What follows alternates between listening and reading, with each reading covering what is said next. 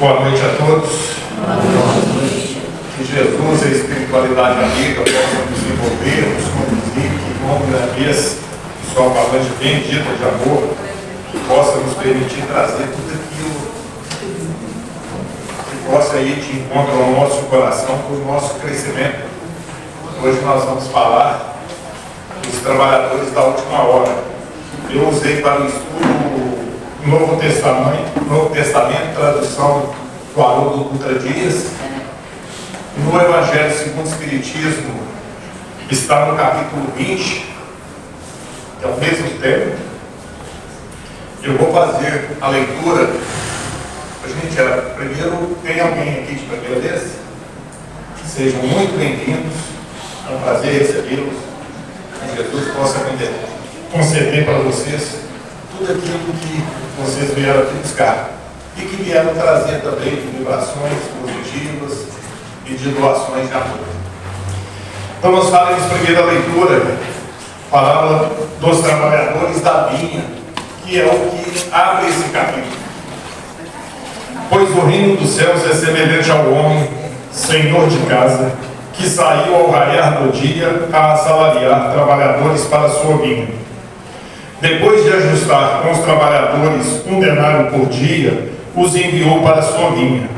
E tendo saído por volta da 3ª hora, viu outros que estavam de pé na praça, desocupados. E disse a estes: ide vós também para a minha vinha, e o que for justo vos darei. E eles foram. Novamente, saindo por volta da 6ª e 9ª hora, procedeu da mesma forma. Tendo saído por volta da 10ª hora, encontrou outros que estavam de pé e disse para eles: por que ficaste de pé aqui o dia inteiro desocupados? Eles lhes dizem: porque ninguém nos assalariou. Ele lhes disse: ide vós também para a vinha.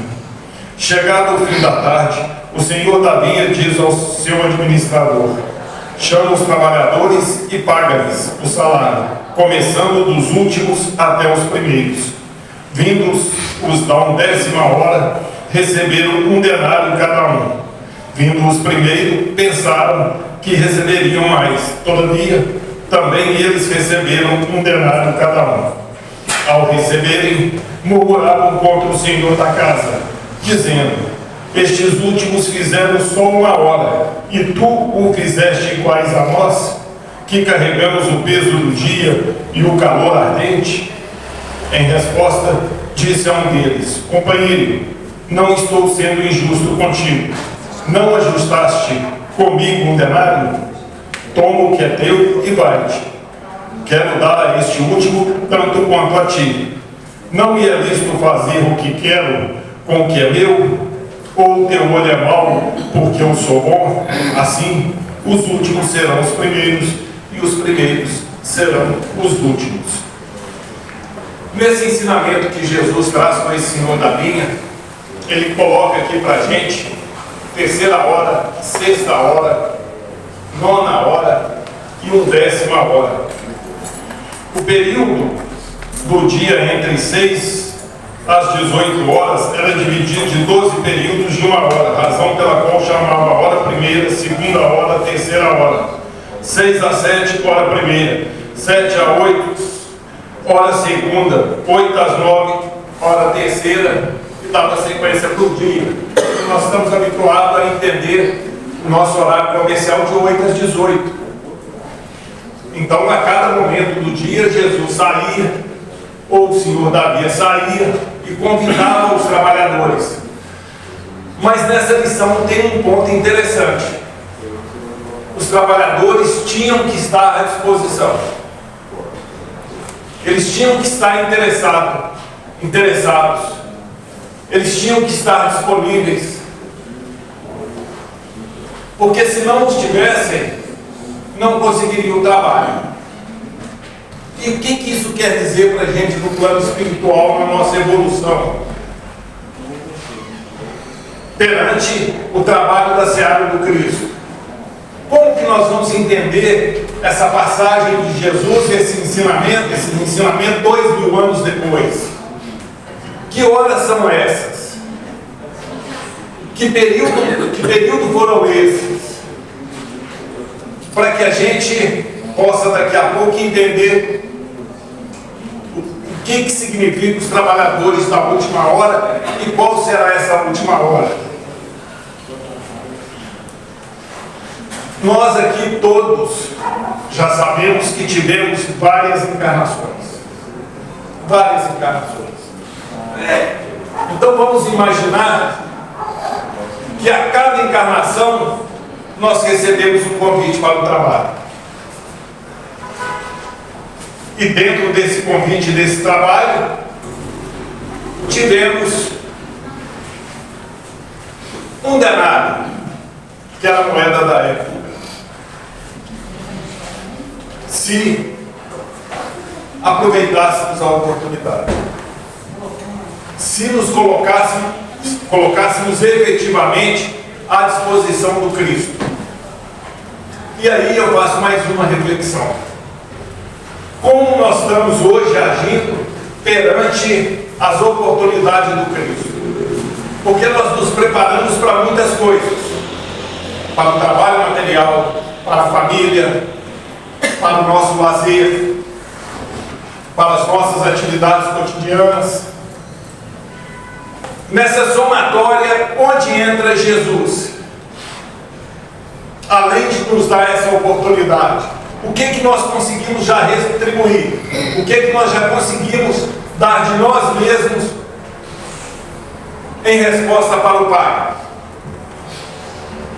Imaginemos uma vinha, um grande campo de trabalho, e cada um de nós aqui um trabalhador. De que maneira que nós estamos disponíveis para o Cristo? Somente no dia que nós viemos aqui na casa, ou que nós vamos na igreja, ou que nós fazemos o nosso culto no lar, que foi citado pelo nosso irmão aqui, e para esse momento atual importantíssimo da nossa encarnação, que nos traz equilíbrio. É somente nesses momentos, ou nós já conseguimos dentro do nosso dia a dia termos mais momentos de disponibilidade para o Cristo? Essa reflexão, esse pensamento, porque quando a gente fala na obra do Cristo, né? Quando Jesus nos ensinou lá os 2 maiores mandamentos, amar a Deus sobre todas as coisas e o próximo como a si mesmo, aonde que nós encontramos o próximo? No primeiro momento que a gente analisa, a gente enxerga o próximo sempre aquele que está fora da nossa casa. É o primeiro pensamento que vem, é o que está mais distante. Amar o meu próximo é aquele que eu vou encontrar na rua, na praça, no trabalho. Também é. Mas a nossa principal oportunidade, a nossa principal seara de trabalho, a nossa principal vinha é o nosso lar. É com aqueles que estão dentro do nosso lar, que estão estagiando nesse momento, nesse período da nossa encarnação, nos dando oportunidade de crescimento, seja como esposo, como marido, como filhos, como irmãos. Aí está a nossa grande oportunidade, e que muitas das vezes nós nos perdemos nessa caminhada, porque conviver com o de fora é mais fácil do que conviver com aqueles que estão dentro de casa. Porque com o de fora a gente sente e tem a oportunidade de sentir a saudade, né? Um amigo que você fica um tempo sem ver, você vê no final de semana, vai ver no outro. Ele está sempre disponível em entendimento, mesmo que ele não concorde com alguma coisa que a gente carrega, mas ele sabe que aquele tempo que ele vai conviver conosco é pequeno, então ele é mais tolerante. Mas aqueles que dividem com a gente o lar, esses sim fazem parte da nossa grande jornada de trabalho, e que a gente tem que ter um olhar especial. Gente, o estudo é aberto. Se tiver alguma pergunta, eu vou fazer uma abordagem agora, nós faremos juntos, sobre essa última hora. Alguém aqui já estudou, já pesquisou sobre isso? Como que na cronologia do tempo, não do nosso calendário, mas através dos ensinamentos de Jesus, como que isso se processa? Pedro, na segunda epístola, capítulo 3, versículo 8, nos traz a seguinte informação: há, todavia, uma coisa, amados, que não deveis esquecer, que para com o Senhor um dia é como 1000 anos, e 1000 anos é como um dia. Então, Pedro nos traz essa informação, que dentro da estrutura do Cristo, da contagem do nosso planeta através de Jesus, um dia é 1000 anos, e 1000 anos é um dia. Como que nós vamos interpretar isso? Então, se eu tenho um dia como 1000 anos, uma semana tem 7 dias. Então, a nossa semana, 7.000 anos. Perfeito.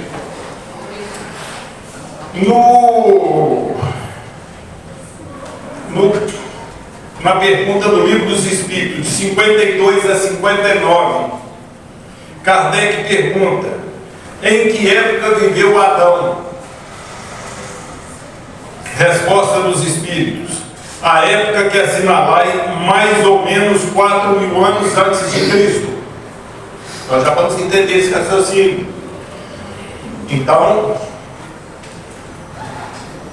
4.000 anos antes de Cristo começou o ciclo do degredo, que é a última semana desse ciclo, desse período. Se nossa semana tem 7.000 anos, 4.000 anos antes de Cristo, 2.000 anos depois de Cristo, nós temos 6.000 anos. Deus criou o mundo em 6, 7 dias, descansou no último dia, no 7º dia.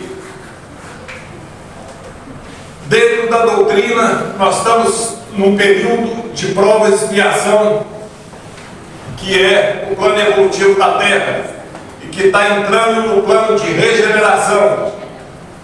O que é a regeneração? É o Shabat. É o Shabat, é o dia, o sábado que eles descansavam, que eles conectavam com Cristo. É um período em que a humanidade tira para esse objetivo, simbolizando para a gente 4.000 anos, com 2.000 anos, 6.000 anos, a Terra está entrando no Shabat, que é um período de regeneração, que Kardec e a espiritualidade vai falar como um período de convalescência. Você entrou com a cirurgia, saiu da cirurgia e vai para lá para a recuperação. 4.000 antes de Cristo houve uma peneirada. O que é uma peneirada? Irmãos nossos que foram expulsos de Capela, que é um outro planeta, e que lá não puderam ficar, porque não alcançaram a condição moral para permanecer no planeta, que é o que vai acontecer com a gente aqui agora. Houve uma nova avaliação, houve uma nova peneirada. Alguns conseguiram voltar para a Capela e outros aqui permaneceram para a segunda oportunidade, que seria a segunda queda. A primeira queda, o primeiro degredo de Capela para cá. A segunda, quando você perde a oportunidade de voltar. E o que vai estabelecer essa condição? A nossa evolução moral. Ismael reúne uma pleide de espírito e diz: estamos no século do advento do Consolador.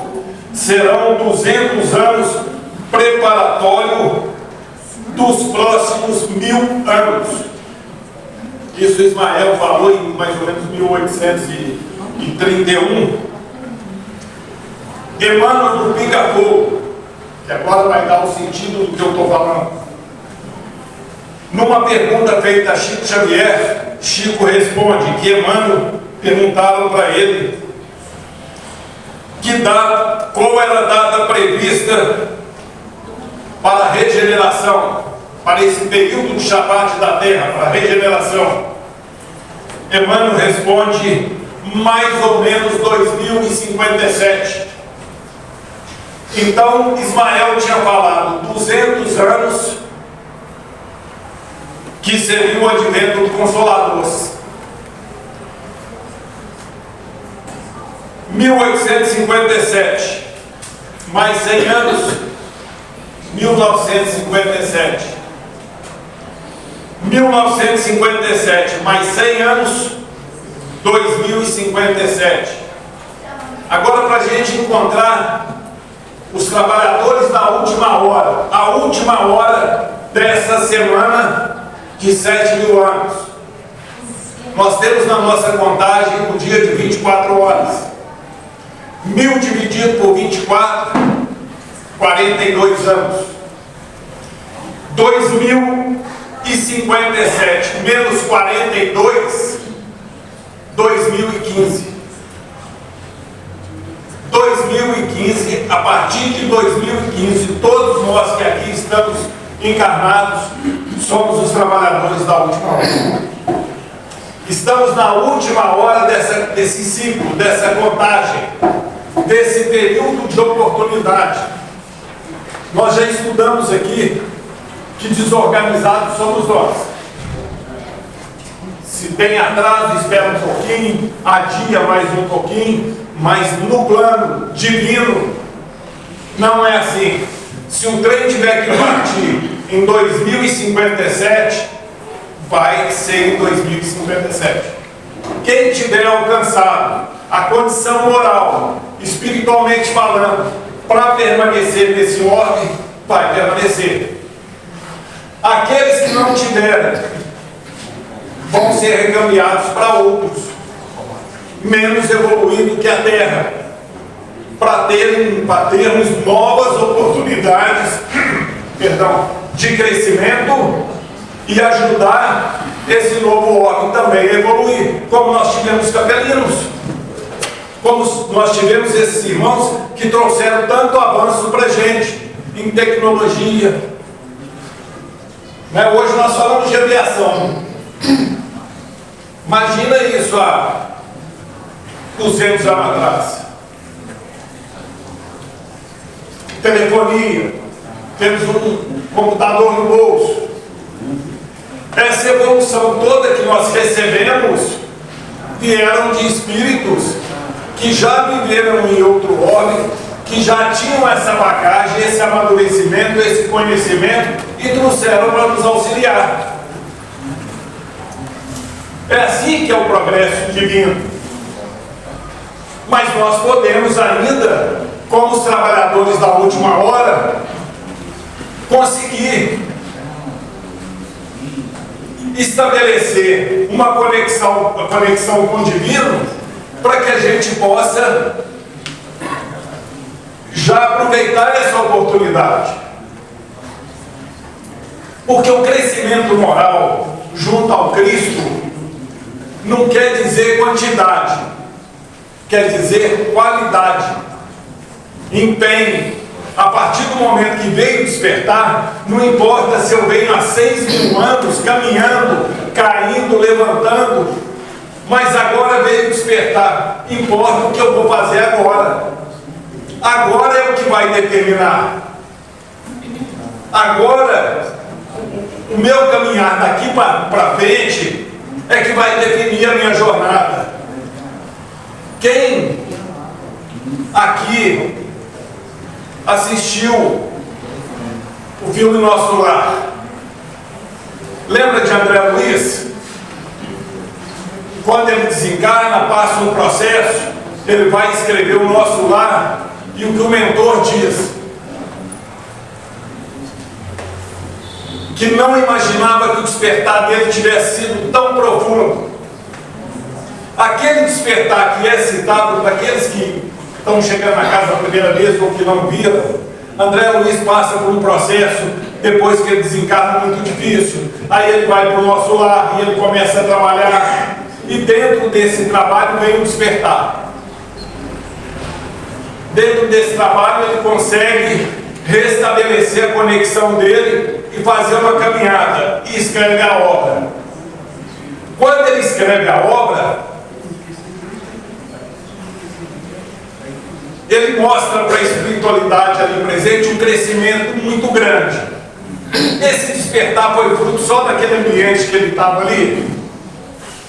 É fruto de todas as vivências que ele teve e que estavam arquivadas, que ele tinha como patrimônio. Nós não sabemos e não temos consciência plena de tudo aquilo que a gente pode produzir, ou que nós temos como patrimônio. Então é o seguinte, o patrimônio que nós temos de várias encarnações e o potencial que nós temos, nós desconhecemos. Nós vamos perceber, vamos pegar, gente, quando Jesus escolheu os discípulos. Então já tinha tido os 4.000 anos, vem Jesus. Será que aqueles discípulos ali foram escolhidos por acaso?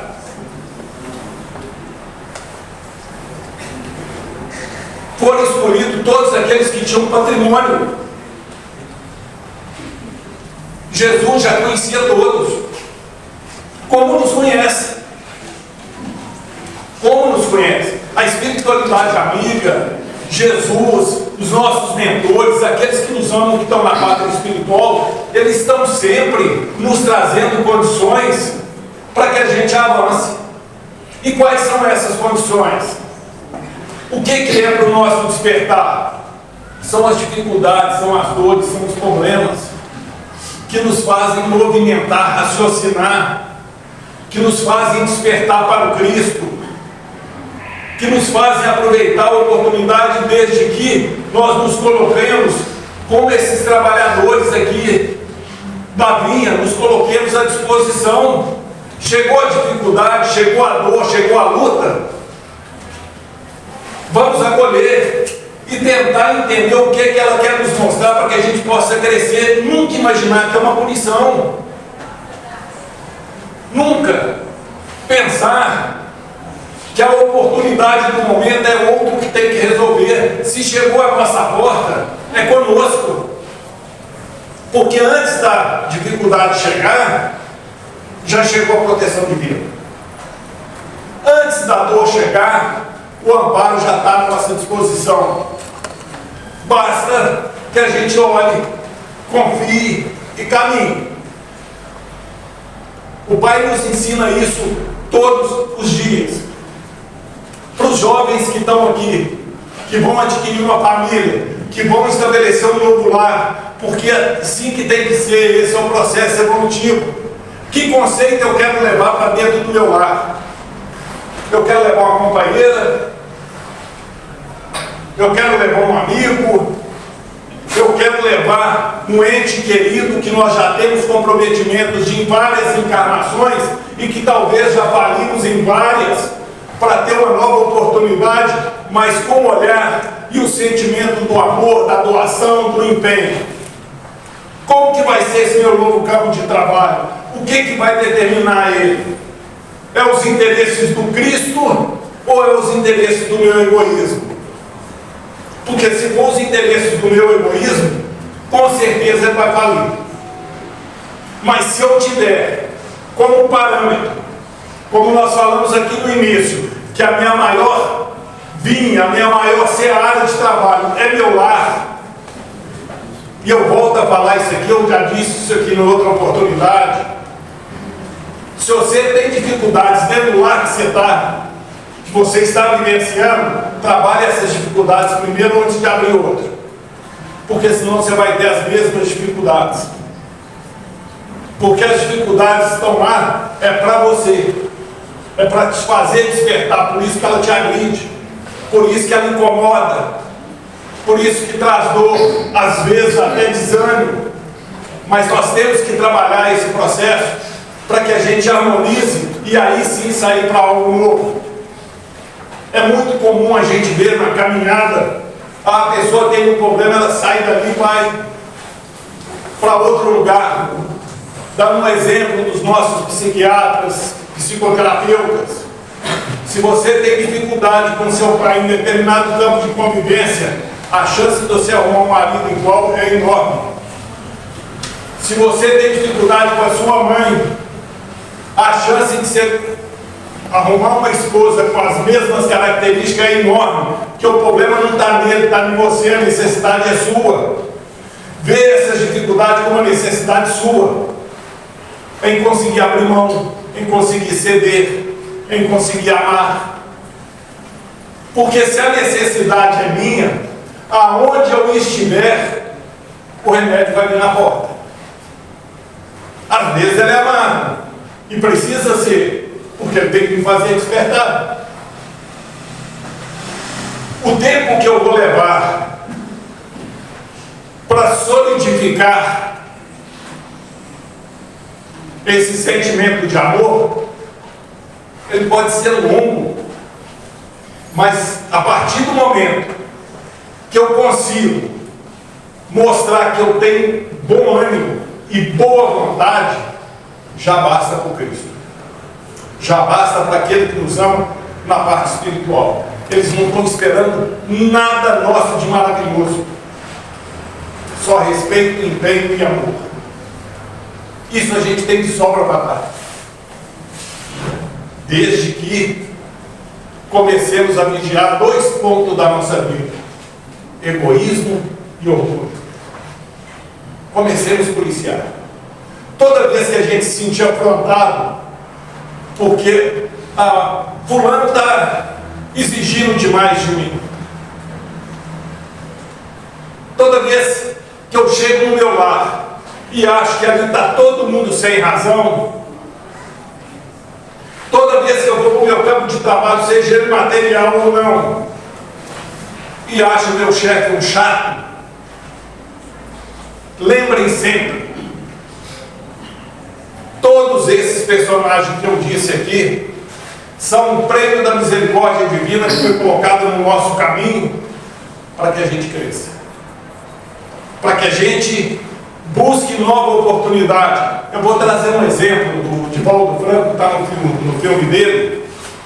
Olha como são as ligações de períodos. Ele, nessa encarnação, todo mundo conhece o trabalho dele, né? Ele adotou mais de 600 crianças. Aí montei irmãos nossos até de doutrina que diz o seguinte: ah não, mas o Divaldo Franco, ele tinha a Joana de Ângeles para assessorar uma equipe de espíritos. Sim, tinha, como nós temos. Eu não preciso ter meu anjo de guarda, meu espírito protetor, para saber que eu tenho um. Por que eu não preciso ver? Porque eu sei que é da lei, é da natureza. O Pai de amor jamais me colocaria aqui sozinho, sem amparo. Ele me colocando aqui, com todo esse amparo, com toda essa proteção, eu já consigo complicar minha encarnação. Imagina se eu estivesse sozinho. Quem aqui teria coragem de deixar uma criança na beira da piscina, sem uma proteção? Ninguém. Imagina o Pai Celestial.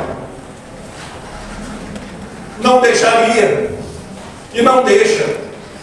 A proteção nós temos a todo momento. Quando ele tem uma conversa com Joana de Ângeles, que ela fala com ele do projeto, ele fala assim: olha, mas e a condição financeira e os recursos? Ela falou: olha, a questão não é essa. A questão não passa por aí. A questão é uma questão de fé. E vamos falar um pouquinho de fé. O que é essa fé que Joana de Ângeles mostrou para ele? Que fé é essa? Que fé é essa que eu posso usar nesses últimos 40 anos próximos aí, que pode mudar a minha história perante ao Cristo? Perante a tudo que eu vivenciei aqui até agora, todos os acertos e desacertos. A certeza que eu carrego dentro de mim a luz divina. E que eu não preciso fazer um paralítico andar, um cego ver. Não preciso. Eu preciso simplesmente fazer o que me cabe. E se o que me cabe hoje, por exemplo, no plano espiritual, é trabalhar na faxina, é ser um enfermeiro, é ser um mecânico, é ser um médico, é ser um pintor, um engenheiro, é ser um atendente, que eu faça isso com dignidade, com amor, com respeito profundo e com espiritualidade. sabendo que cada movimento meu, eu estou plantando a minha condição moral de amanhã. A partir do momento que nós tomarmos consciência disso, nós começamos a lapidar aquilo que é necessário em nós. E como eu disse aqui, gente, o crescimento é exponencial. Quando você... eu vou pegar um exemplo material aqui. Se você nunca fez mexeu na computação, se você fizer um curso de Excel, por exemplo, básico, você pega uma noção. Qualquer coisa que se fizer a mais, traz um crescimento muito grande, porque você já tem a base. A base nós já temos. Se nós somos os trabalhadores do Cristo, nessa última hora, é porque nós já caminhamos muito e temos essa base. Se conectarmos com a luz divina, a exemplo do André Luiz que eu dei aqui, o nosso crescimento vai ser grandioso. E eu trouxe o Divaldo aqui para a informação do seguinte: Divaldo tinha um obsessor. No filme dele é retratado. E ele chega para Joana de Ângelo num momento de desespero e fala com ela: olha, por que fulana não pode doutrinar? Doutrinar, para quem não é da doutrina, é uma pessoa que trabalha na reunião mediúnica e que conversa com o espírito e traz informações, esclarecimento e leva ele para um campo vibracional que ele possa sair daquele tormento, da raiva, do ódio, do rancor e possa vislumbrar algo novo. Seria mais ou menos isso, doutrinar. E Joana de Ângelo fala com ele o seguinte: esse aí, o trabalho é seu. Sabe quantos anos eles estavam atrelados um no outro? 400. 400 anos atrás, o espírito que hoje anima de volta ao Fleury promoveu nesse irmão com que ele fez uma pressão, induziu ele a um suicídio. Passa-se os anos, vem a oportunidade. Esse espírito aproxima dele. Ele começa a ver e eles começam. Até o dia que eles deixam mais uma criança na porta da casa lá do caminho, da mansão do caminho. E Joana de Ângelo nem precisou de falar para ele, só na hora que ela olhou ele já entendeu. Tamanha era a sintonia. Era a mãe do obsessor que estava reencarnado ali. E através desse amor começa a pacificar. Vamos entender uma coisa. Toda vez que a gente vê uma pessoa muito difícil, muito chata, que nos incomoda, aquela pessoa que você olha para ela, dá vontade de correr. Tem umas pessoas que é assim, né? Olhamos com muito carinho. Se eu não consigo ficar perto da pessoa ainda, porque tem sentimento que não está certo, à distância eu posso fazer uma prece, sempre emitindo para aquela pessoa pensamentos equilibrados, porque ninguém fica inimigo de ninguém por nada, ou de uma hora para outra. Isso não existe, não é assim. Você, para ser inimigo de alguém, primeiro você tem que ter sido amigo, tem que ter uma quebra de confiança. Tem pessoas aqui que eu estou vendo pela primeira vez que estou tendo uma empatia muito grande, mas poderia ter uma pessoa que eu olhasse aqui agora e me desse uma coisa ruim que é aquele ditado que a gente fala antigo, né, que os antigos diziam: meu anjo de guarda não bate com essa pessoa. Gente, anjo de guarda não tem nada a ver com isso, é nós mesmos que temos comprometimento, que temos sentimentos que ficam, e isso é muito sério. Isso é muito sério.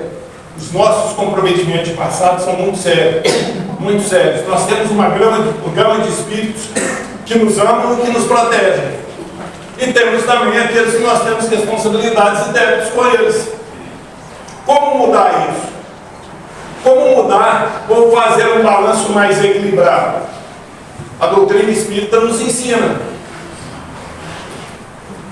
faça o máximo de bem que você puder. O máximo. Você sabe como é que funciona isso? Vou dar um exemplo. Você vem na rua está andando na rua, vem uma pessoa na sua direção. Você para, você escuta. Às vezes você pode dar um argumento, escutar a pessoa, fazer uma prece junto com a pessoa, porque ninguém vem para perto de você por nada. Você ajudou aquela criatura ali, mas você nunca mais vai ver essa pessoa. Provavelmente, Contagem de Belo Horizonte é enorme. Você nunca mais vai cruzar com essa pessoa. Você acha que isso ficou perdido?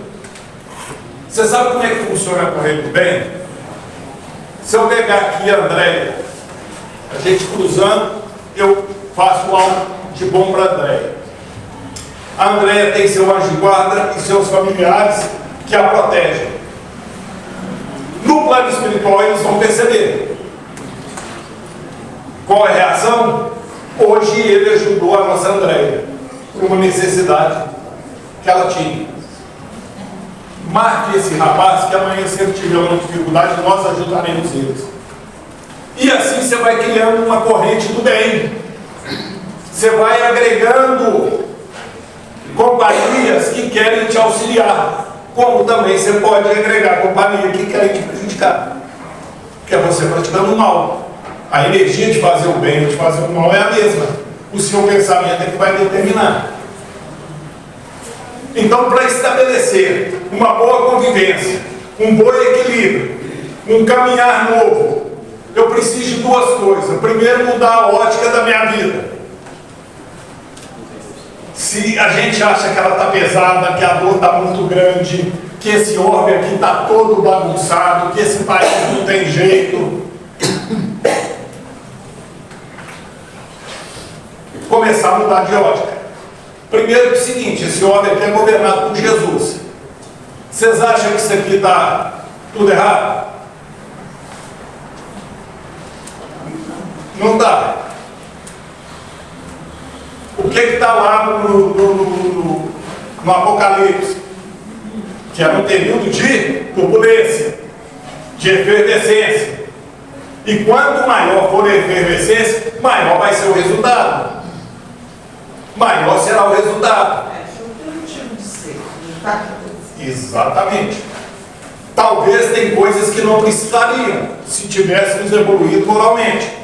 Se não tivesse tanto pautado pelo nosso egoísmo.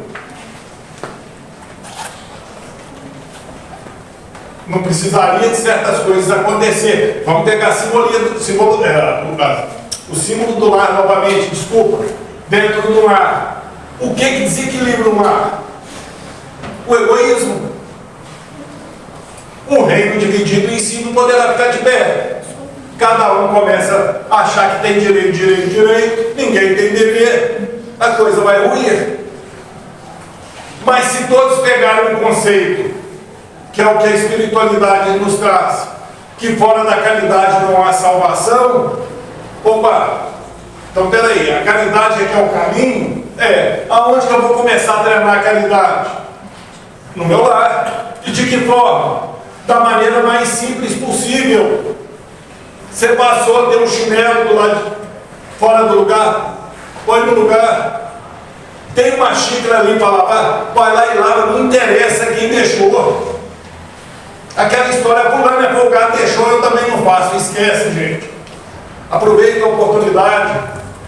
Esses pequenos atos repetidos vão nos tirando do conflito. E quando a gente sai do conflito, a gente cresce.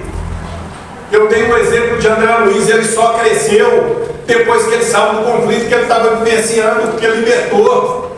O amor liberta. Nós já estudamos isso aqui. A dor, o sofrimento, o ódio, a raiva nos aprisiona, mas o amor liberta. Quando você sai desse jogo, dessa disputa, tudo fica mais leve. Mas eu tenho que sair aqui de maneira assodada para fazer a caridade porque eu só tenho 40 anos? Não.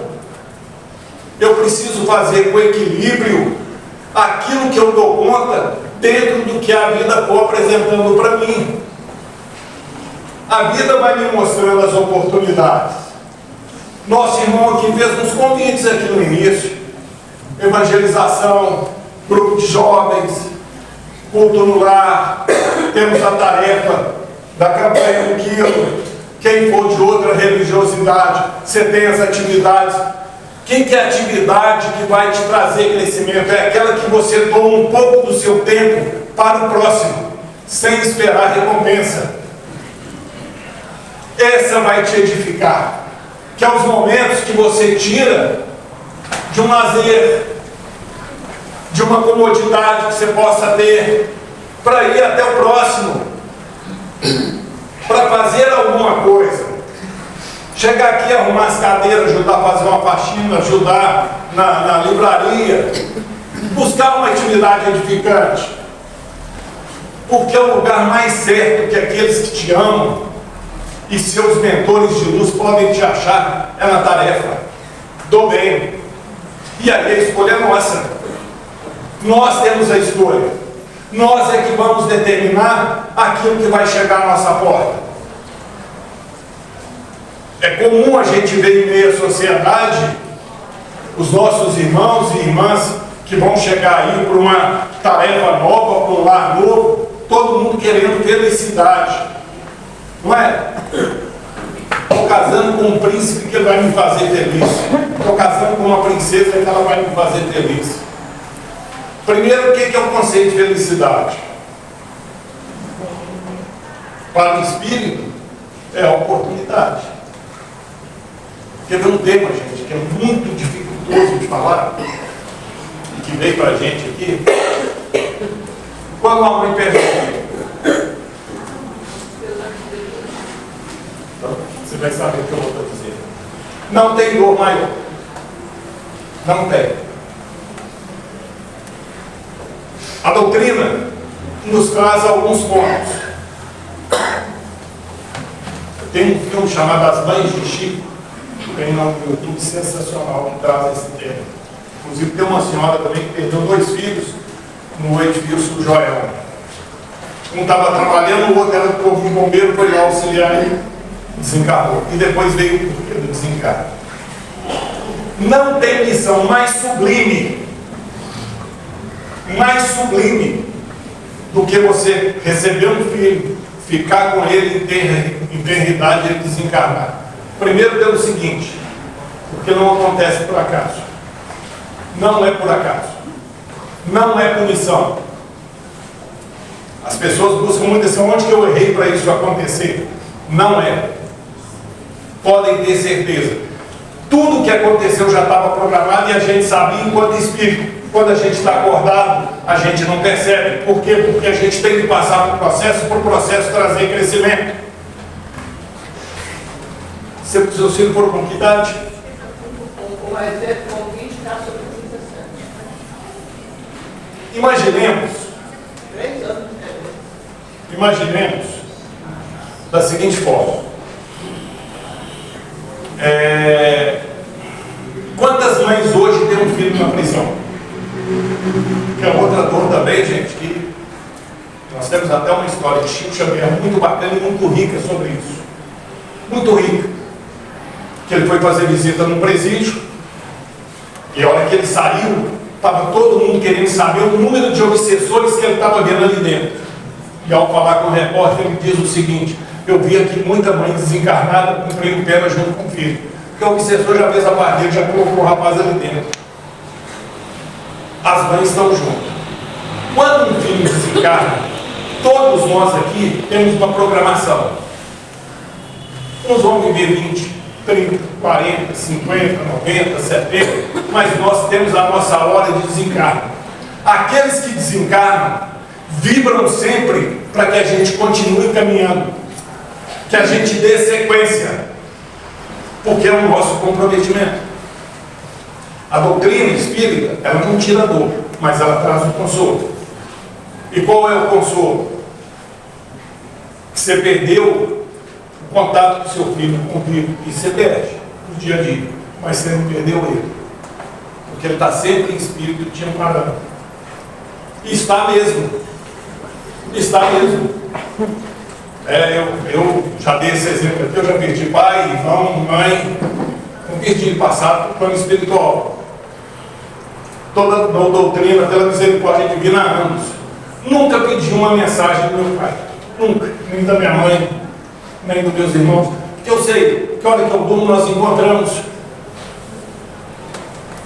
Nós caminhamos juntos. É a oportunidade. Quanto maior a dor e quanto mais vivenciada, com resignação, com resiliência, com amor. Oi? Você não foi fraca que você está aqui. Você passou por um momento difícil. Eu, gente, ela falou assim, olha, eu fui muito fraca porque eu tentei suicídio. Vou trazer mais um aqui, mais um exemplo. Quem aqui já viu falar do Rossandro Klinger, que é um psicoterapeuta fantástico? Quem viu o Rossandro falar, eu peço permissão para trazer ele aqui nesse estudo. Ele tentou suicídio quando ele estava fazendo faculdade. Ele ia até no apartamento, tentava pular, voltava, lembrou da mãe, dos irmãos, em plena crise. A gente chama isso de crise existencial. Nesse filme que eu te falei aqui, assim é isso, Chico, tem uma que ela chegou a pegar uma arma. E o filho aproximou e intuiu. E na hora ele escutou um grito e lembrou da voz do filho e largou. E depois, numa mensagem, ele vem agradecer ela por ele ter escutado. Esses exemplos que a gente está dando aqui, que nós trouxemos, que até foge um pouquinho do viés, mas está dentro do contexto pelo seguinte: essa é a grande oportunidade. Gente, esse é o nosso melhor momento, espiritualmente falando.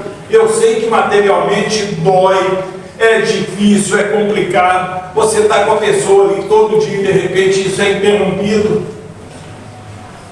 Esse contato a gente perde, mas a essência a gente não perde, que é o espírito, que é um companheiro que está no plano espiritual. Quando eu disse aqui que você perdeu 2 filhos, quantas mães estão perdendo os filhos agora para o crack? Andando atrás dos filhos no meio da rua sem saber se está alimentando, se não está alimentando, se estão sendo judiados, se não está. Conhecendo a essência do filho, porque o conheceu como criança, sabe da beleza do filho. Ao passo que aquele que desencarnou cumpriu sua tarefa. Está no plano espiritual, vai ter novas oportunidades, como nós teremos também daqui a pouco, aqui pelo andar da carruagem, aqui 50 anos já não vai ter mais ninguém. Nós já passamos para o plano espiritual, e aqueles que estão conosco aqui no plano espiritual vão estar aqui encarnados para essa oportunidade, mas já para pegar o trabalho feito, para esse período de convalescência. Mas para isso a gente tem que passar por esses momentos. Parece até uma incoerência, mas dentro da doutrina tem uma fraternidade que chama Olhos da Luz em Sabará, que para mim lá é um laboratório imenso, com sofrimentos que você via às vezes, mas as pessoas com resignação, resiliência, que venceram, que passaram pela dificuldade e vão caminhando dentro daquilo que dá condições. Quando a gente a dor está muito grande, a gente busca ajuda. Gente, não é feio chegar e dizer eu não dou conta. Nós não damos sozinhos, nós não damos conta. Nós temos que ser amparados pela espiritualidade, já estamos sendo.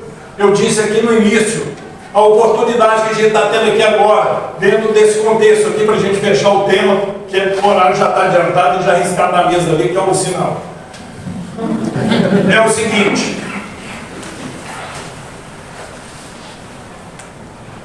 todos nós que aqui viemos hoje, todos, não estamos aqui por acaso. Trabalhadores, convidados, pessoal que frequenta, a espiritualidade sabe a necessidade de cada um, tudo que você precisa, tudo que você veio doar, tudo que você veio buscar. Sabe por que sabe? Porque antes da gente chegar aqui, o nosso Senhora já chegou. Ele já trouxe as nossas necessidades, os nossos amparos. Vou fechar esse estudo com mais um pequeno exemplo, fechando dentro do seu tema, que é uma palestrante de Brasília que perdeu uma criança em eternidade. E ela saiu para fazer uma palestra, e nesse dia ela foi para a palestra com uma saudade, mas aquela saudade de cortar o coração, aquela saudade imensa. E no caminho ela falou: meu Deus, que saudade que eu estou do meu filho. E foi para o estudo. Chegou no estudo, era como aqui para adulto, tinha uma criança, um rapazinho. E ela olhou para a criança e falou assim: nossa, como é que eu vou adaptar o tema para essa criança para que ela pudesse não agredir a criança, vamos dizer assim. E essa criança ficou, acabou o estudo, ela ficou autografar alguns livros, e esse menino ficou abraçado com ela o tempo todo. E ela, na hora, no meio daquela confusão, ela falou assim: nossa, mas ele gostou mesmo do estudo. E ele abraçava ela e beijava, e somente depois, quando ela estava retornando sozinha no carro para Brasília, é que ela foi se dar conta que ela pediu pelo filho, mas nós temos uma imensidade de filhos espalhados que pode nos trazer consolo, nos trazer oportunidade, nos trazer crescimento. E toda vez que nós vestirmos, dermos de beber, dermos de vestir, dermos um carinho, uma atenção para qualquer filho do Pai, estaremos abraçando e sendo abraçados pelos nossos. Que Jesus ilumine e abençoe a cada lar aqui presente. Obrigado pela paciência.